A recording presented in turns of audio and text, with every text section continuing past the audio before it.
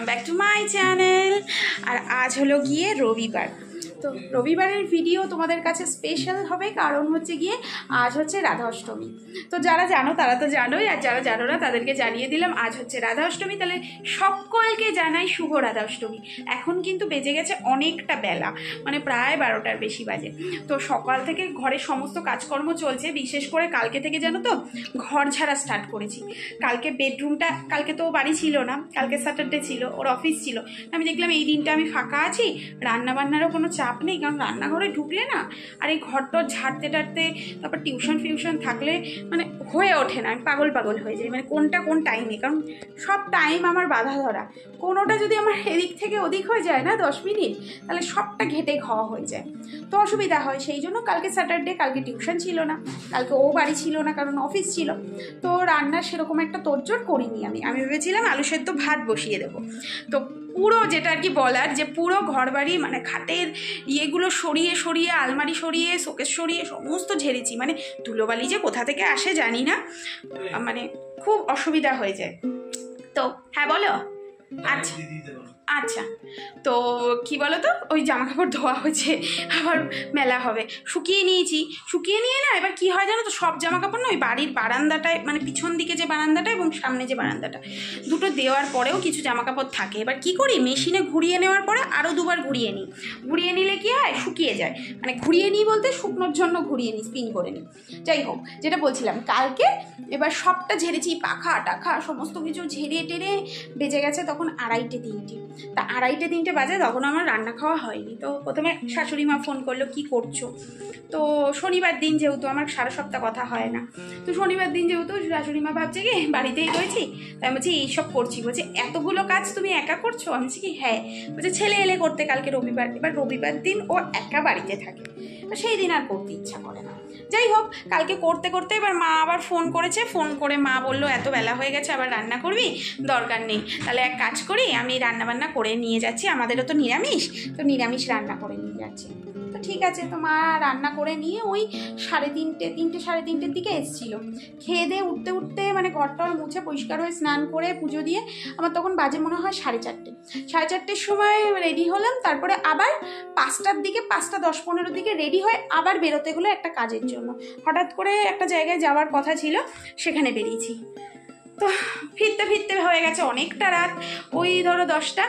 তো 10টার সময় যখন আমি ফিরেছি, তখন আবার বৌদি ফোন করছে, মা তালের বড়া করেছে। আর শনিবার দিন ওই আমাদের একটা হয় তালের পাতুরি, মানে তাল পাতুরি বলে, পাতার মধ্যে করে উনুনে পুরাতে হয় শনি মঙ্গলবার। তো কালকের দিনটা তো এইভাবেই কেটেছে। আর বেশ কয়েকদিন ভিডিও ঠিক মতন করছি, মানে করলেও সেটা ঠিক মতন এডিট করার টাইম পাচ্ছি না, একটু ব্যস্ত রয়েছি। তো চলো আজকে রেডি হয়ে তোমাদের সামনে চলে এসেছি রাধা অষ্টমীর পুজো করতে।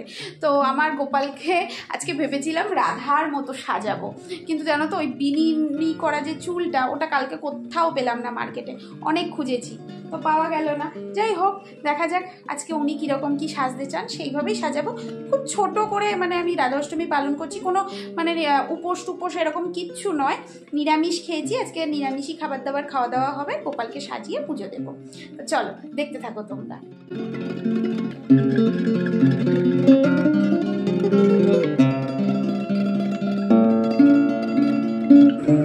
আর কালকে বাজার থেকে গিয়ে গোপালের জন্য এই মুকুটটা আনা হয়েছে, তো পরাবো যখন তোমরাই বলো কেমন হয়েছে। এটাকে রাজ মুকুট বলে। তো এটা হচ্ছে কপারের ওপরে পলিশ করা, তো এটা অনেক দিন গ্যারান্টি রয়েছে, তো বেশ ভালো দেখলাম।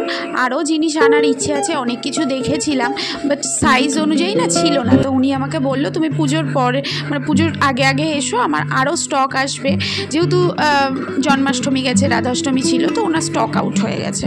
তো আমি অনেক কিছু দেখে এসেছি।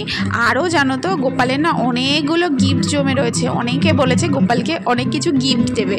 তো বুঝতেই পারছো আমার গোপালের মানে আসার পর থেকে গিফটই গিফট। আর জেঠিমা তো জামা কাপড় বানিয়েই দিয়েছে, তারপরে আমার এক স্টুডেন্টের মা, সেও জামা বানিয়ে দিয়েছে, মানে গোপালের ব্যাপারই আলাদা।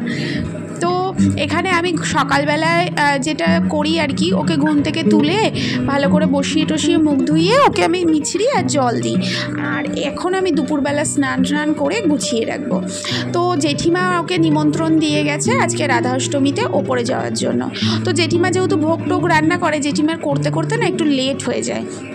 তো ওই ধরো 3টে বেজে যাবে, সেই জন্য না আমি ভেবেছি ওর তো টাইম আছে খাওয়ার, তো মানে মোটামুটি 1টা-1.5টার মধ্যে ও খেয়ে নেয়। তো আমি ভাবলাম যে আমার যেহেতু স্নান হয়ে গেছে, ভালো করে স্নান করিয়ে ওকে মানে ভোগটা এমনি আমি যেটা দিই সেটা দিয়ে দিই, তারপরে এসে দিদি নিয়ে যাবে। তো সেটাই সেই রকমই হয়েছে। তো এইরকমভাবেই আমি পুজো করি মোটামুটি। তো আজকের পুজোটা খুব আয়োজন করে সেটা আমি করিনি নিচে, কিন্তু ওপরে কিন্তু খুব আয়োজন হয়েছে। মানে আলটিমেটলি গোপালের পুজোটা কিন্তু খুব ধুমধামের সহিতই হয়েছে। তো কি হয়েছে না হয়েছে সবটা তো ভিডিওতে দেখতেই পাবে। আর আমি কিভাবে এখন পুজো করছি সেটাই তোমরা একটু দেখো। তারপর জেঠিমা কি সুন্দরভাবে সাজিয়েছে আর গোপালও কি সুন্দরভাবে সেজে উঠেছে সেটাও তোমাদেরকে দেখাবো। তো দেখতে থাকো ভিডিওটা, আশা করি ভালো লাগবে। আর যদি ভালো লাগে অবশ্যই তোমরা কমেন্ট করো। কমেন্ট করলে আমারও মানে মনোবলটা একটু বৃদ্ধি পায় যে হ্যাঁ, যারা ভিডিও দেখছে তাদের ভিডিওটা ভালো লাগছে, আরও সুন্দর ভিডিও তাদের জন্য রাখবো। আর যদি কিছু তোমাদের মনে হয় তা মানে একটু চেঞ্জেসের প্রয়োজন আছে, তাহলে অবশ্যই সেটাও কমেন্ট করে জানিও। আর যদি এগুলোর কোনোটাই তোমাদের ইচ্ছে না থাকে, অবশ্যই কিন্তু একটা লাইক করে দিয়ে যেও। সাবস্ক্রাইব যারা করোনি তারা করে দিও। যাই হোক, চলো এবার আমার পুজোটা তোমাদের একটু শেয়ার করি। তারপর তো রয়েইছে জেঠিমার ওপরে গিয়ে বিশেষ আয়োজনে রাধা অষ্টমী পালন করা।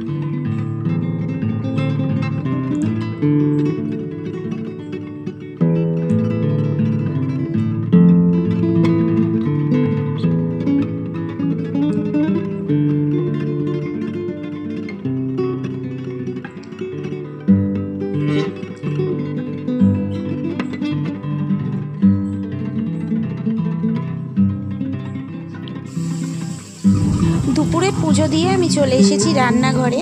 এই রান্নাটা অ্যাকচুয়ালি করছি আমি রাতের জন্য, যেহেতু আজকে রবিবার। তো রবিবার দিন কি হয়, আমি একবেলা রান্না করি, দুবেলাই হয়ে যায়। তো এই রবিবারটা একটু অন্যরকম, সেই জন্য একবারে রাতেরটাও করে রাখছি, দুপুরে যেহেতু ওপরে নিমন্ত্রণ। আর এখানে কর্তামশাই গেছিলো একটু বাজারে গোপালের রাধারানীর সমস্ত জিনিসপত্র আনতে। তো কি এনেছে তোমাদেরকে একটু দেখাই, তারপরে যাব ওপরে। তো চলো, এসব জিনিস আনা হয়ে গেছে, এবারে এগুলো নিয়ে যাব ওপরে। ওপরে কীরকম আয়োজন সেটা তোমরা নিজের চোখেই দেখো।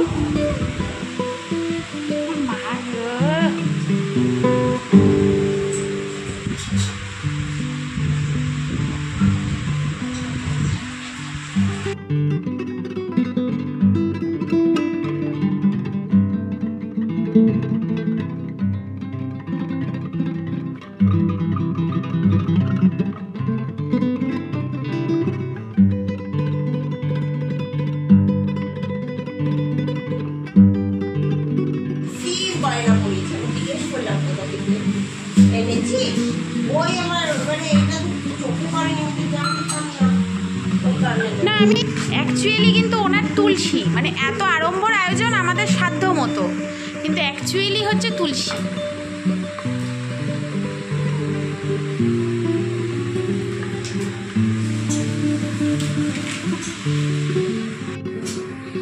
আমি কিন্তু আমার গপুকেই দেখছি, দেখো কি সুন্দর মিষ্টি করে বসে রয়েছে মাঝখানে, দারুণ লাগছে। আমি দিদিকে বললাম আমি নি, বলছে না আমি তোকে দেবো। ওই যে ওই মুকুটটা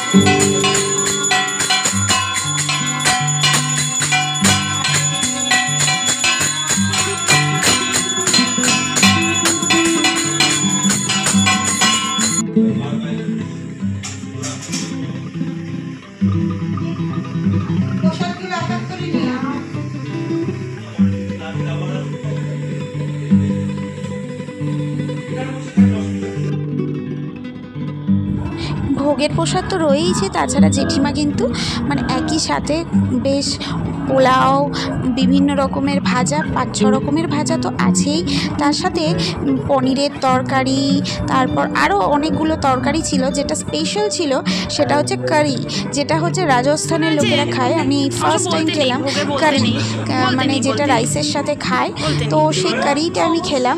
আর তাছাড়া দিদি করেছিল ফ্রুট কাস্টার্ড, দুটোই দিদি করেছিল, কারিটাও দিদি বানিয়েছিল আর ফ্রুট কাস্টার্ডটাও দিদি বানিয়েছিল।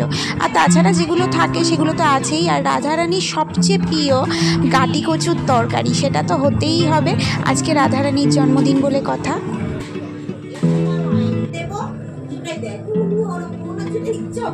না না, সেই যুগে না যে যা বলতো, গোবিন্দ আমি তোমার পায়ের চরণে ঠাই চাই, তার ঠাই দিত।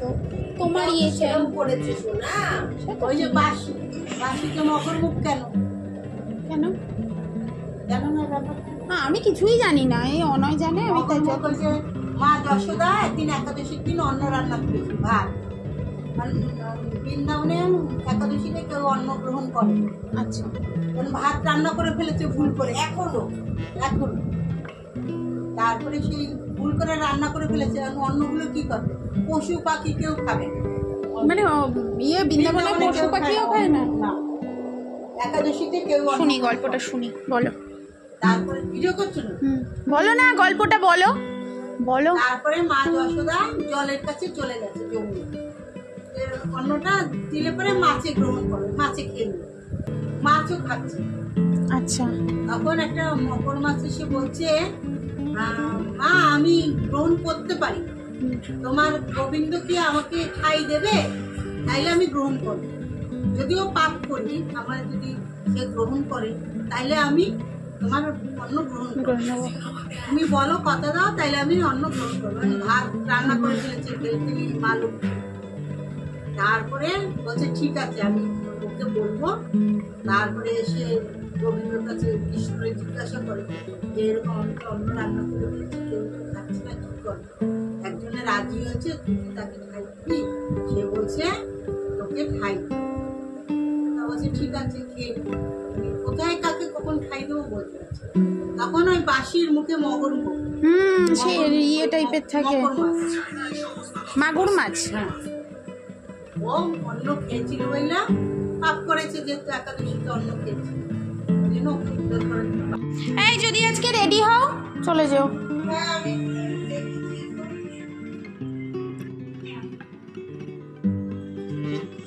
খাওয়া দাওয়া হলো, গল্প গুজব হলো, এতক্ষণ রাধারানীর বিষয়ে, গোবিন্দের বিষয়ে, কে মানে রাম লক্ষণ পরবর্তী মানে অ্যাকচুয়ালি কে ছিল, বলরাম কে ছিল, সুভদ্রা, এগুলো আমি সব তো জানি না, এগুলো সব গল্প হচ্ছিল, ভালো লাগে শুনলে পরে গল্পগুলো। গল্প টল্প হলো, এবার একটু রেস্ট নিই, তবে বেজে গেছে 5:30।